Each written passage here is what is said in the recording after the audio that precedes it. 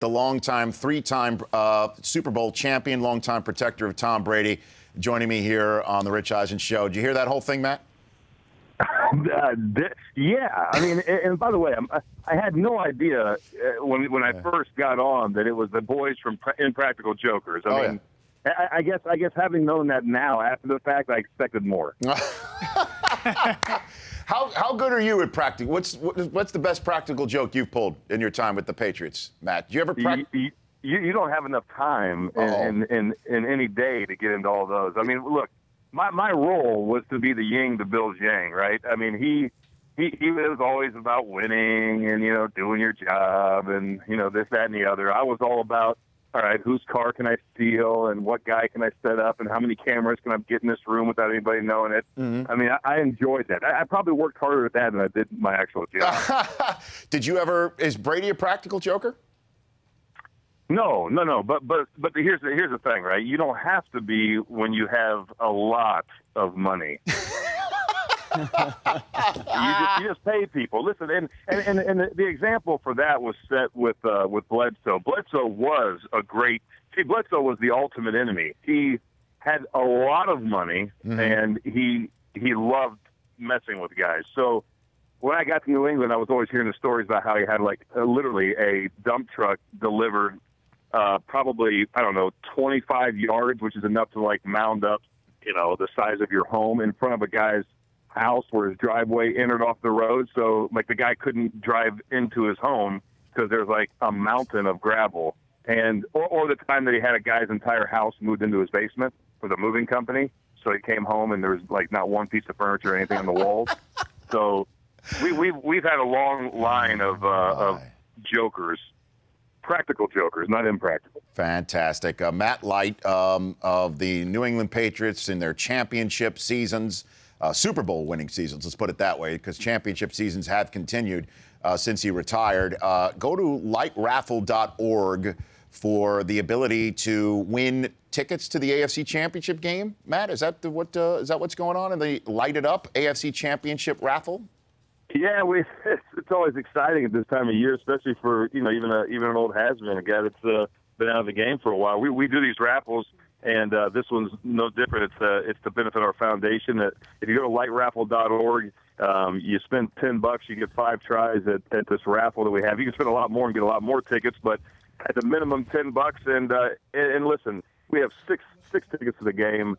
VIP treatment the whole day, dinner with me at Davio's, which. If a Colt fan gets it, we're going to have a lively discussion.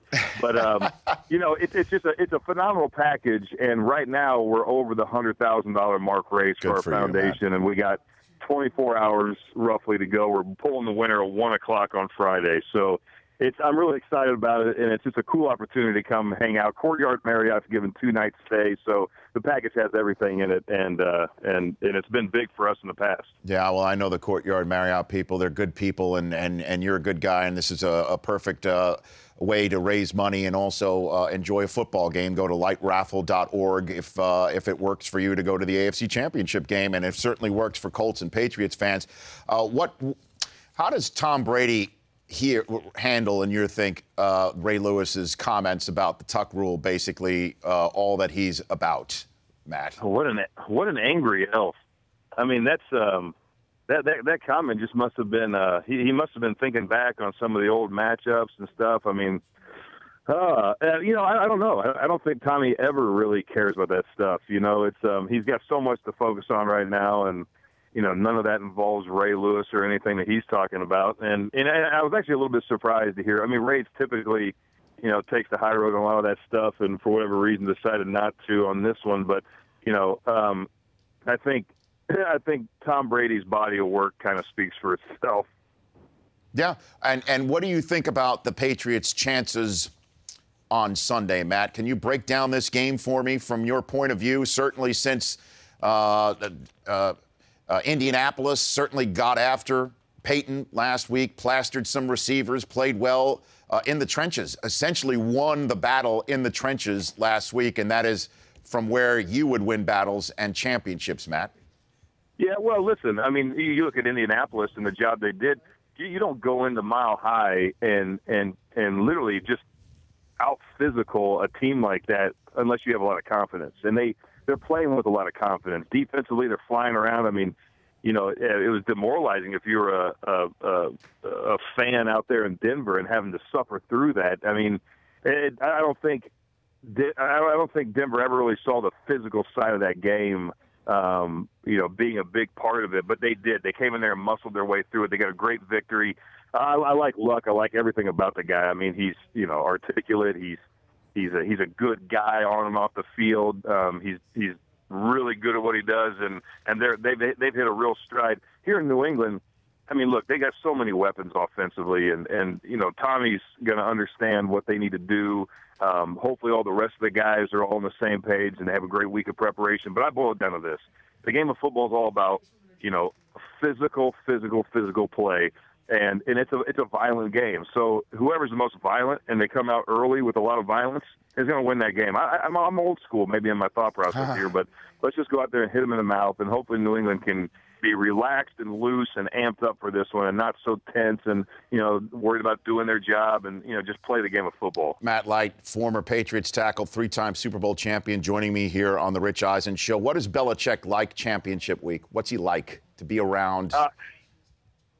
No, I mean, what's he like, you know, on a Monday in April? I mean, he's not like you and I, Rich. I mean, he's Bill. You've been around him. I mean, he's so, you know, focused on whatever he can do at any time of any day, and this is no different. I mean, it does go up a notch, of course, and you know, he's having a few more meetings with some of the players, some of the leaders, and he's pulling a couple other guys aside and some of his coaches. And, you know, they're figuring out exactly how they can do more. And,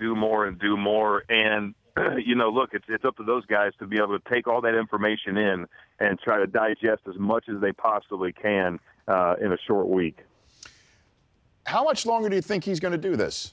I know he's just a 62-year-old man. That is young, to say the least. But I just never can get a grasp on his sense of, he never talks about his place in history. He never talks about his place, certainly on the sideline. What do you think, Matt? That's a good question. Hard to say. You would imagine that at some point there's going to be the draw of a fishing charter or, you know, a golf course or something that's going to be, you know, as appealing, maybe never more appealing, but as appealing as the game is to him.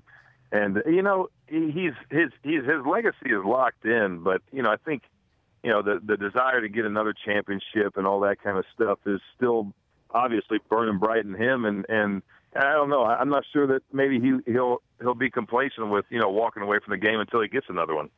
Matt, you're a good man. I hope this is the first of many times you phone into this program, number one. And number two, let's get those numbers up at lightraffle.org. Go to www.lightraffle.org. At 1 p.m. Eastern Friday is the drawing, and 6 tickets for the AFC Championship game is up for grabs, along with dinner and the whole big red carpet treatment. Julian Edelman signed game-worn cleats, all sorts of good stuff for the winner. So I hope this helps, and I hope to see you down the line, Matt. No doubt. You too, Richard. Listen, next time you want to pull off a real practical joke, you know, leave the Impractical Joker boys, you know, at home. And I'm issuing a challenge to them. And number two, just give me a call, man. We'll get it done right. Matt, listen, I don't take this sort of stuff lightly, not to turn a phrase here, but seriously, if you're going to offer that up, I'm going to take you up on that. And we'll have to discuss it, okay? We'll do something epic. Okay, epic. That's the only way I know how to do it. Matt, thanks for calling in. Appreciate it. Thanks. You bet, brother. That's Matt Light. Go to lightraffle.org. The Rich Eisen Show, weekdays at noon Eastern. On Audience.